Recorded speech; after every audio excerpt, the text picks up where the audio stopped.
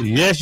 Magandang hapon muli sa ating mga kasama. Nandito na naman si Kuya Goods nagbabalik. At syempre, kung hindi ka pa nakasubscribe sa ating channel, pa-subscribe na lang po at hit mo na rin yung bell para lagi kang updated sa ating mga videos. Ang likes and shares at samahan mo na subscribe. All gusto tayo dyan. Ito ho, hindi na ho natin patatagalin mga kasama. O kapapasok lang ho na balita na may pumirma na. Umabot sa 153 na pirma ng mga bakulaw para ma-impeach si Bibi Sara. Meron hong game plan. Mamaya abangan nyo sa dulo ng ating video, magsasalita si Kap Dado. Meron silang info na parang papalitan ng charter change. Yun ang mapapakinggan nyo mamaya sa huli sa ating video. Hindi ko na patatagalin bibigay ko na sa inyo yung slide kasi kailangan ho maging mapagmantyag kayo kasi ibang klase ho ito. Pinagtulungan siya ng mga bakulaw. Totoo yung lumabas sa hula. Pero siyempre sa tulong ng ating mga kababayan, lalabas ang katunayan. Diba? Nagpakita na nga, nagparamdam na nga yung iba't ibang grupo nung nakaraan para pigilan itong mga ito. O ano yung nagawa ng nakaupo ngayon? Wala. Oo, pakitang ano lang yan. Nagpapakitang ano lang yan. Kunwari, hindi niya suportado. Pero ang katotohanan yan, talagang yan ang balak nila. Di umano. Eto na, bibigay ko na sa inyo para malinaw sa malinaw Matapos kumalat ang balitang mas nanaig ang pera sa mga kongresista at ang pumirma sa pagpapatalsik laban sa vice-presidente. Kongreso, in-impeach na si Vice President Sara Duterte. Ito ang kapapasok na balita ngayong araw, February 5, 2025, Miyerkules, kung saan kinumpirma ng ilang mga reliable source at international at local media outlet na nakalikom ng higit sa 150 pirma ang Kongreso para tuluyang mapatalsik si VP Sara sa pwesto. Ayon sa bali-balita, magkano? Umabot daw di umano? Baka mamaya sabihin yan Samantala, siyempre, hindi naman pababayaan niya ng ating mga kababayan. Diba? Dito na siguro, ewan ko lang mga kasama, tayo ay nagbibigay lang ho ng ating reaction, pero doon sa nakita natin na naganap nung nakaraan, antayin na lang ho natin. Tuloy. At tinapalan di umano ng pera at pangakong limpak-limpak na pondo ang mga kongresistang umayon sa impeachment laban sa vice-presidente. Narito ang buong balita at kilalanin ang ilang mga pangalang lumutang na di umano'y walang kakabog-kabog na pinirmahan ang pagpapatalsik o ang impeachment laban kay Vice President Sara Duterte. Panoorin ang full video. Naghahanda yata ang majority sa i-present mamaya about impeachment. So I have to verify pa nga kung ano yung impeachment complaint na yon. Is it 1, 2, or 3? May na-retain? Or 4? Or 4, tama. But the official, who told you? Tuwa yung bakulaw. Pero abangan nyo. Ito lang sabi ni Aling Ledesma dito, abangan nyo. Ngayon, kayo matutuwa, wait, there's more. Yes, he or she has signed the impeachment. Hindi ko pa nakita. May narinig kayo ilang bilang na po. Well, we're in-expect daw na makukuha yung 1/3, which is 103, pero nag-expect pa ng more than that. Magkano? Ano mo na sabihin ko na final na. Sige, ma'am. Wait! Oh my God! In-impeach talaga nila si VP Inday Sara.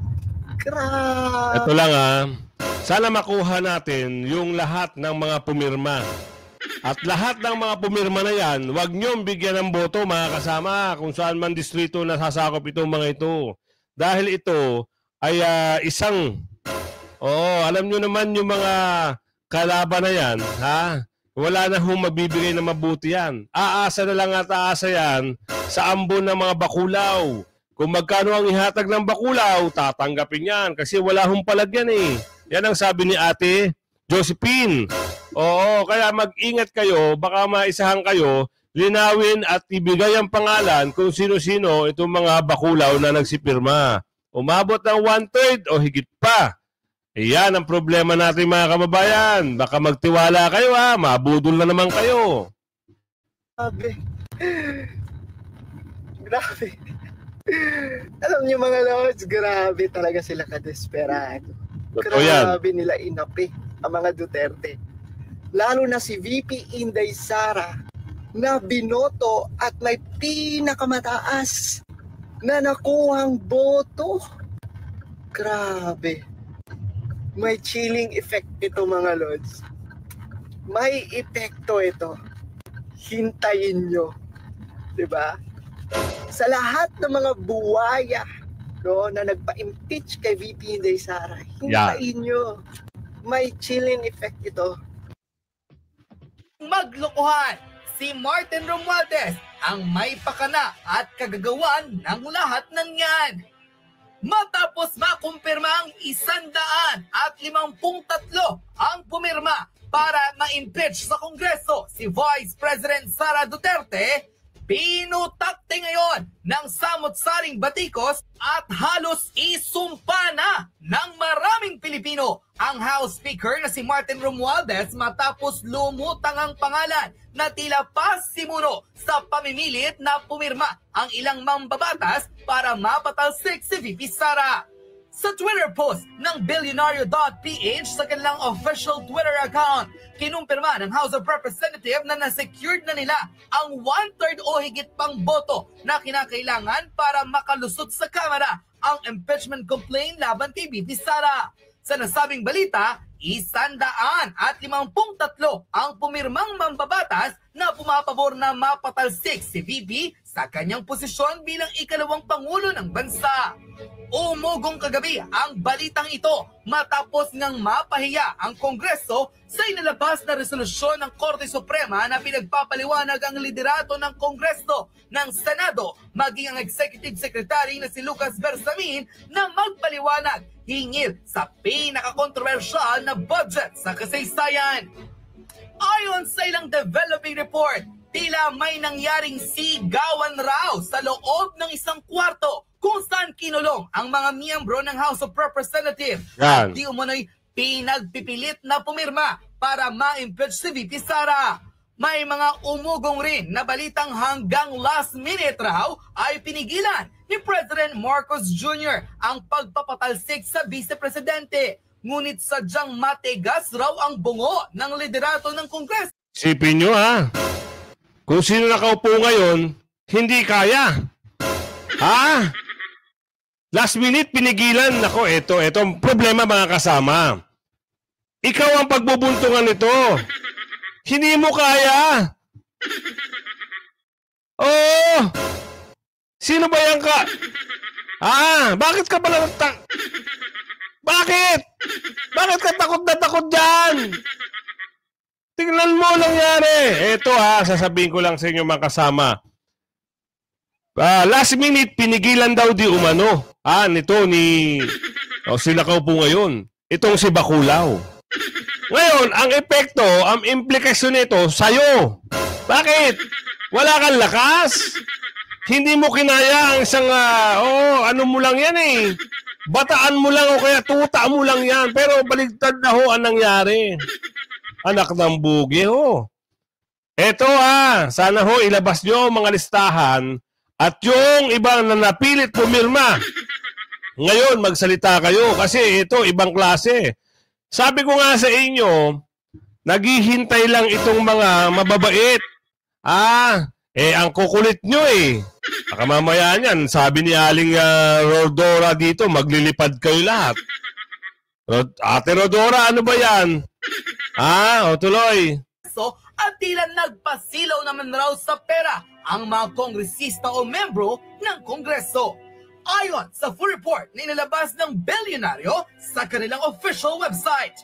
House impeaches VP Sara Duterte. The House of Representatives has impeached Vice President Sara Duterte after securing 153, or more than one-third of its members' signature on Wednesday, moving the process forward to the Senate for trial. The decision follows 3 impeachment complaints filed against Duterte, citing alleged misuse of confidential funds, graft and corruption, and betrayal of public trust, all grounds for impeachment under the 1987 Constitution. The first complaint, led by Akbayan Party List Representative Percy Sendanya, accuses Duterte of failing to properly account for 125 million in confidential funds allocated to the Office of the Vice President in 2022. It also highlights the 7 billion in unliquidated cash advances from the her tenure as Education Secretary. Akbayan spokesperson and former Senator Leila De Lima quoted on a statement, "Public office is not a throne of privilege. It is a position of trust. Sara Duterte has desecrated the trust with her blatant abuse of power." A second complaint filed by Bagong Bayan Alyansang Makabayan also cites betrayal of public trust as its primary argument, particularly over the misuse of confidential funds. Nery Colmenares quoted on a statement, "We could have added more charges, but betrayal of public trust already encompasses everything." The House had previously delayed forwarding the complaints to Speaker Martin Romualdez, initially waiting to see if a fourth impeachment case would be filed. However, mounting public pressure, including protests led by Representative Percy Sendenya at EDSA People Power Monument on Monday, urged the Congress to take action. Unquote. Matapos kumalat ang balitang tunay at napatalsik nga sa Kongreso si Vice President Sara Duterte matapos masecure ng mababang kapulungan ang 1/3 ng boto o may bilang na 153 signatures. Tila may ibang mga kumalat na news articles online. Yan. Ilan sa kanila ang tila binubusisi kung ano raw bang naging proseso ng pagpapapirma sa impeachment complaint laban kay VP Sara.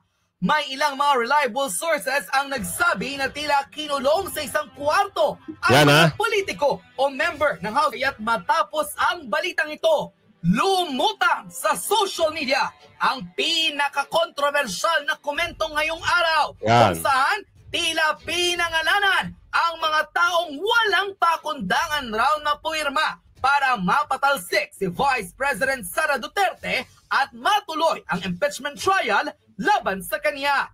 Ayon sa full controversial postings ng netizen online, yes, the news is true. Nangin pa lang ay nasa 80 na kongresista na ang pumirma para lumusot wait. Huwag ka magmadali, Chikadora.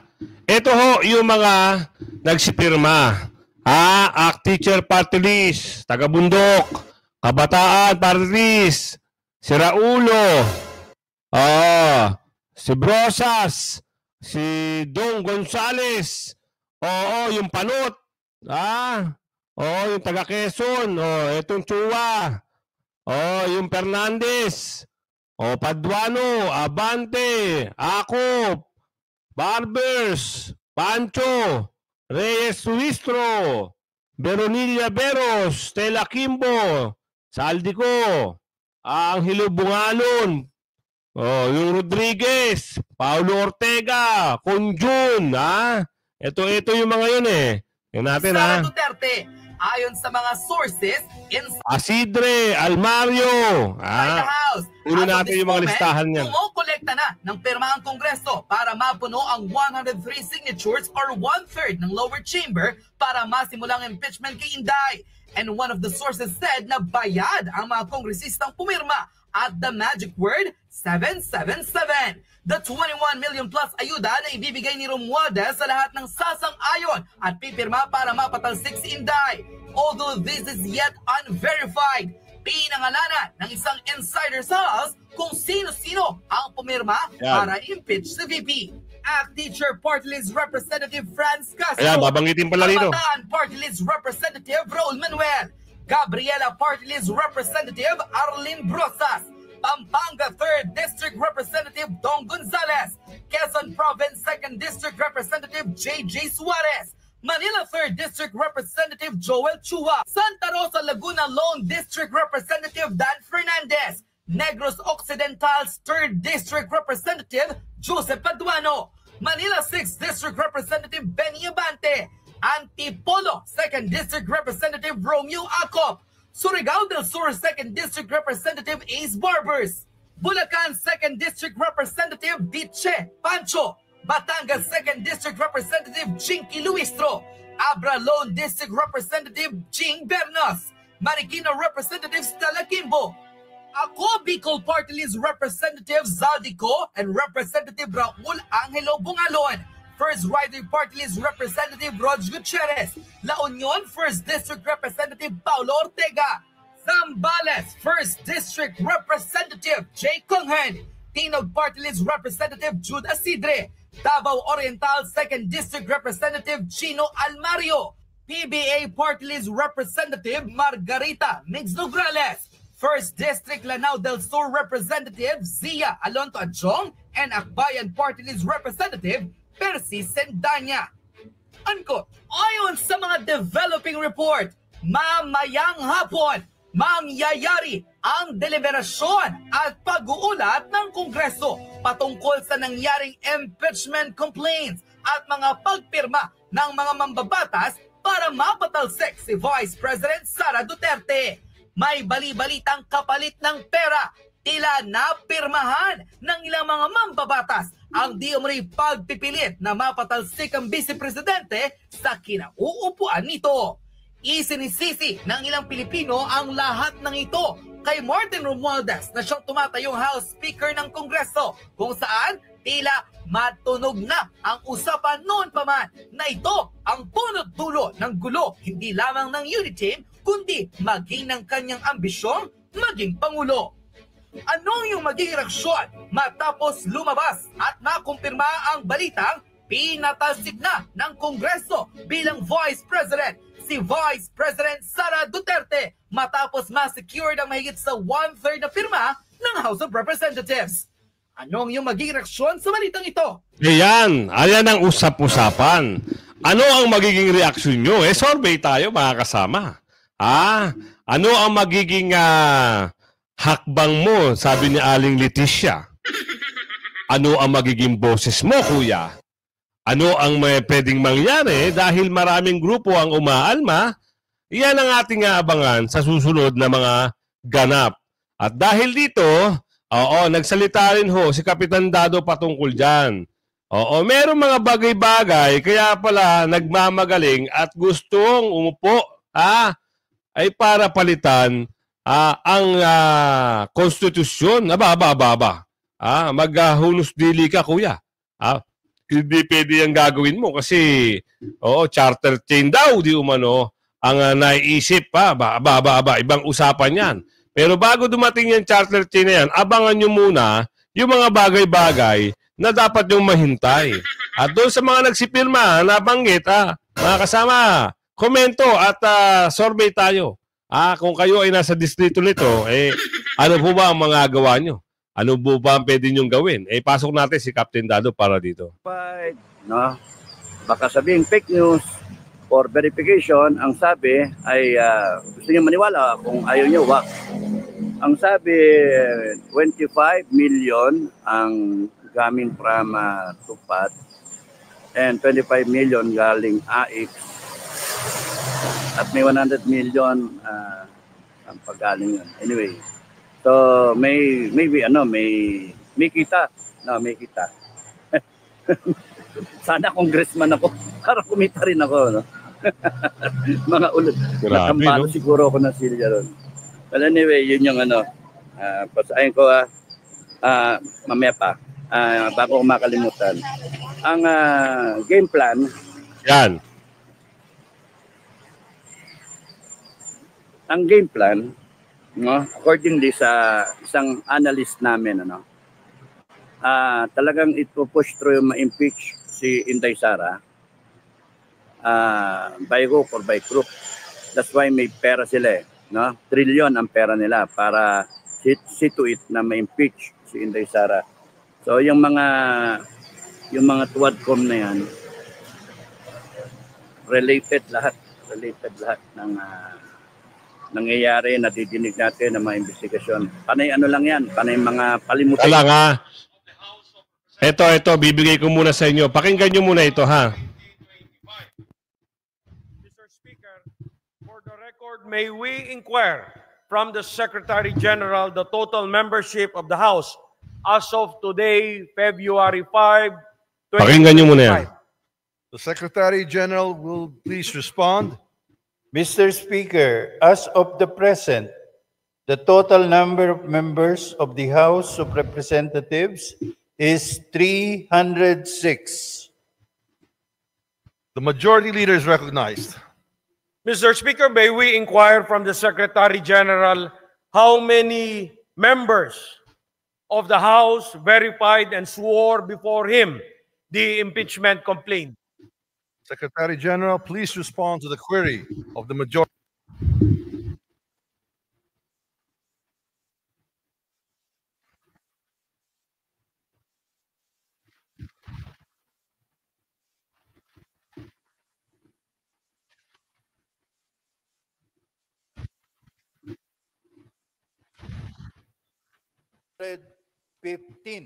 Wow, 215 daw ah. Tontuwa kayo ah.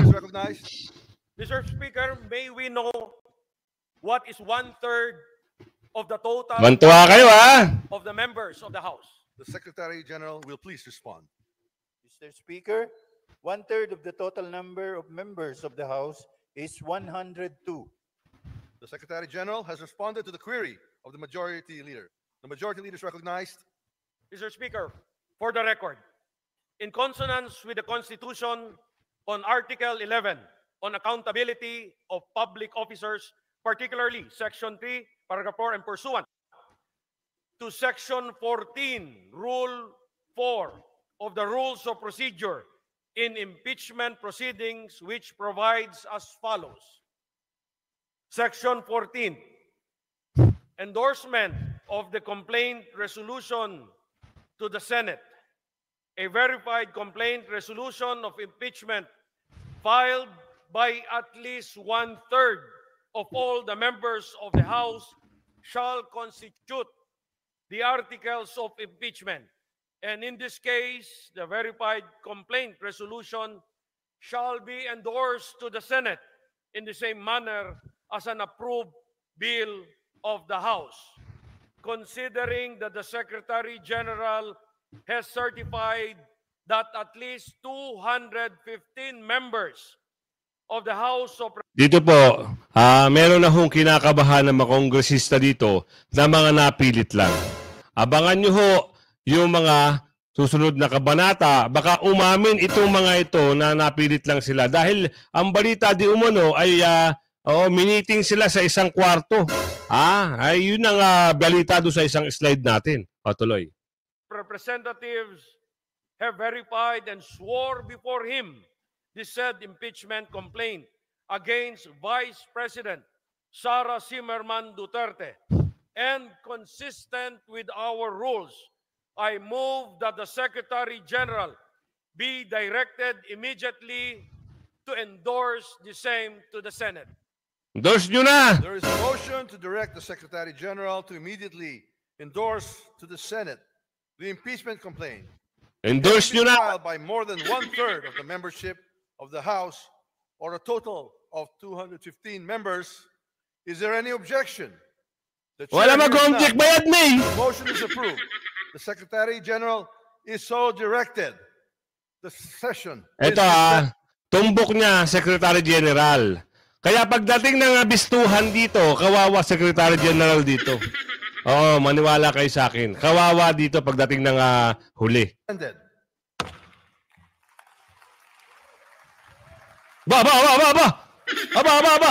Aba. Asan? Wala nagsitayo yung iba oh. Tignan nyo yung iba oh. Tignan nyo yung iba mga kongresista oh. Hindi na palakpak. Tignan nyo. Aba. Hala, lagot kayo. Hala. Kita nyo oh. Pansinin nyo mga kasama. Yung mga bakulaw lang talaga ang magsipalakpakan. Pero yung iba ayaw. Nako, nagkalintik-lintik na. Nagkalintik-lintik na. Ito na sinasabi natin. Napilit daw di umano. Abangan natin kung ano yung mangyayari at magaganap ha. Abangan natin yan. Kung ano yung sagot ng mga abogado ni BP Sara dito. Abangan natin. The session is resumed. The majority leader is recognized. Mr. Speaker, in accordance with Section 16, Rule 6 of the Rules of Procedure in impeachment proceedings, I move to elect the following members of the House of Representatives as prosecutors in the trial on the impeachment complaint filed against Vice President Sara C. Duterte. Representative Jervil Jinky Beatrix Luistro. Representative Romeo M. Acop. Representative Ramon Rodrigo Gutierrez. Representative Joel R. Chua. Representative Raul Angelo Gil Bongalon. Naku! Representative Loreto B. Acharon. Representative Marcelino C. Libanan. Representative Arnan C. Panaligan. Representative Isabel Maria Zamora. Ito mga kasama, patunay lang natin na talagang yung grupo pa rin nila ang mga representative na talagang gusto magpabagsak kay VP Sara. So ito, tuloy na natin yung kay Kapitan Dado. Ano yung mga mensahe ni Kapitan Dado rito? Mutik pala. Part of the game plan. Nangawit na ako Part of the game plan. So, yung mga investigasyon, si Grijaldo, sila Wilkins, yung mga vlogger kahapon, yung 125 million, lahat yan, ang objective talaga is to impeach Inday Sara. Why? So that in BBM will lose a vice president and BBM will have to choose by way of law from the Senate or Congress kung sino magiging vice president niya. Palagay niyo sino magiging vice president? Ito siyempre buhaya ang vice president niya. Tama. Now, after 6 months, game plan niya na, analysis yan. After 6 months, may impeach si Bongbong Marcos. So, after 6 months, siyempre matuwa dyan yung mga dilaw, matuwa dyan yung mga komunista. So, sino ngayon na magiging presidente pagka na-impeach si Bongbong Marcos? Ade, kung sino man yung gagawing vice president, sa tingin niyo sino yun? Okay. So, yun yung awit na yung kamay ko. Okay, so, after that, so by 2026, may bago ng presidente. Wala na si Bongbong, wala na si Inday. May bago na. Kung sino yun galing sa Senate o sa Congress. Siyempre, obvious ang sagot doon. Tapos noon, ano ang mangyayari? Isusulong ngayon yung charter change para yung constitution mapalitan. Ito yung sinasabi natin kanina. Na yung plano. Pero ang sagot dito, magtatagumpay ba lahat ng plano nila? Yan ang aabangan natin, ang sabi ni Aling Divina. Abangan natin kung kailan na magsisimula yung mga plano nila. At ito ba, ay susulong po ba ito dito sa Senado? Sana lang ho na alam na mga senador. Kung talagang plano talaga, ito na. Dito na papasok yung hindi natin alam Sabi doon sa isang komento ron, abang-abang lang. Kaya sabi ko sa inyo, kung hindi ka pa nakasubscribe sa ating channel, pa-subscribe na lang po at hit mo na rin yung bell para lagi kang updated sa ating mga video. Hanggang sa muli Bye-bye!